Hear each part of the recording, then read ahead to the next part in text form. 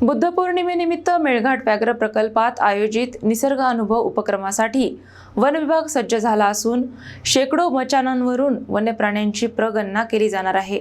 एका रात्रीसाठी जंगल तुमचं घर आणि समोर कधीही येऊ शकतो वाघ, अशाच रोमांचकारी अनुभवासाठी मेळघाट व्याघ्र प्रकल्पात बुद्ध पौर्णिमेनिमित्त निसर्ग अनुभव अर्थात मचान गणना उपक्रमाचे आयोजन करण्यात आले आहे। 1 मे रोजी होणाऱ्या या विशेष उपक्रमासाठी वन विभाग पूर्णपणे सज्ज झाला असून 100 पेक्षा जास्त मचानांवरून वन्य प्राण्यांची प्रगणना आणि निरीक्षण केले जाणार आहे। या दरम्यान वाघ, बिबट्या, अस्वल, रानगवे आणि विविध तृणभक्षी प्राण्यांच्या हालचालींची नोंद वन्यजीव प्रेमींना करावी लागणार आहे। बुद्ध पौर्णिमेच्या रात्री पानवठ्याजवळ उभारलेल्या मचानांवर बसून घनदाट जंगलातील वन्यजीव जवळून अनुभवण्याची संधी या उपक्रमातून मिळते। रात्रीच्या शांततेत अचानक पाण्यासाठी येणाऱ्या प्राण्यांचे निरीक्षण करणे हा अनुभव अत्यंत थरारक आणि रोमांचक मानला जातो।